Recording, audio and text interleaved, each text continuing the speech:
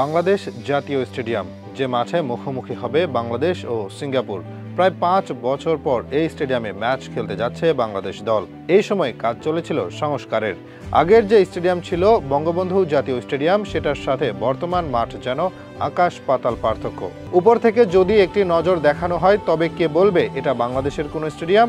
এক পলকে হয়তো অনেকে ধাক্কা খেয়ে যেতেই পারে, মনে হতেই পারে এটা তো ইউরোপের একটি স্টেডিয়াম।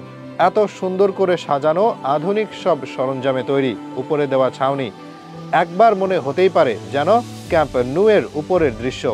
অথচ দেখতে এত সুন্দর স্টেডিয়ামটি এখন আর বাইরের কোনো দেশের নয়, বাংলাদেশ ফুটবলের জন্যই বানানো হয়েছে অসাধারণ এক স্টেডিয়াম, যেখানে আগামী 4 তারিখ ভুটানের বিপক্ষে প্রীতি ম্যাচ খেলবে বাংলাদেশ। এরপর এশিয়ান গেমসের বাছাই পর্বে সিঙ্গাপুরের বিপক্ষে 10 জন মাঠে নামবে হামজা সমিত সোমেরা। বাজেট ছিল 98 কোটি টাকা। তৈরি করতে হবে একটি আধুনিক স্টেডিয়াম। এমনই এক স্টেডিয়াম তৈরি করা হয়েছে এবার, যা আগে দেখেনি কেউ। কি আছে কি নেই এই নিয়ে কথা বললে অনেক কিছুই উঠে আসবে।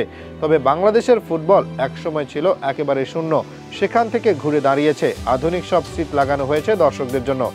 নতুন সব সিট আধুনিক, তাতে নেই কোনো সন্দেহ। দেখতেও এখন সব অসাধারণ।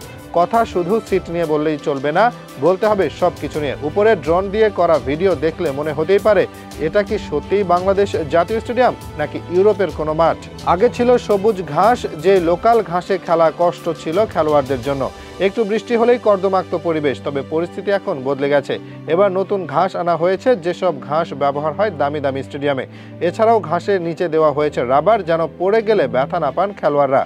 মাটিতে পড়লে যে আঘাত লাগার কথা, ইনজুরির সম্ভাবনা থাকতো, নিচে রাবার দেওয়ার ফলে সেই সম্ভাবনা এখন অনেক কমে গেছে। মাঠের চারদিক এত সুন্দর করে সাজানো যেন সত্যিই কোনো ইউরোপের স্টেডিয়াম। মাঠে বসানো হয়েছে ডিজিটাল বোর্ড। মাঠে যারা খেলা দেখে তাদের স্কোর দেখার সুবিধা, সময় দেখা কিংবা ঘটনা পুনরাবৃত্তি দেখার জন্য একটি ডিজিটাল বোর্ড খুব দরকার। এতদিন এই অভাব ছিল বাংলাদেশে। তবে এবার যে নতুন সাজে সাজানো হয়েছে জাতীয় স্টেডিয়াম, তাতে যুক্ত হয়েছে এই সুবিধাও। এখন আর হতাশায় থাকা লাগবে না, হাতে মোবাইল নিয়েও স্কোর দেখতে হবে না, ডিজিটাল বোর্ডে পাওয়া যাবে সবকিছু। আধুনিক স্টেডিয়ামে এটা এক যৌক্তিক সংযোজন। খেলোয়াড়দের জন্য থাকা ডাগ আউট হতে শুরু করে প্রতিটি জায়গায় যে সাজসজ্জা করা হয়েছে, এটা একেবারে অসাধারণ। 98 কোটি টাকা বাজেট ছিল স্টেডিয়াম নতুন করে সাজানোর জন্য, যেন অর্থের সঠিক ব্যবহার হয়েছে এবার।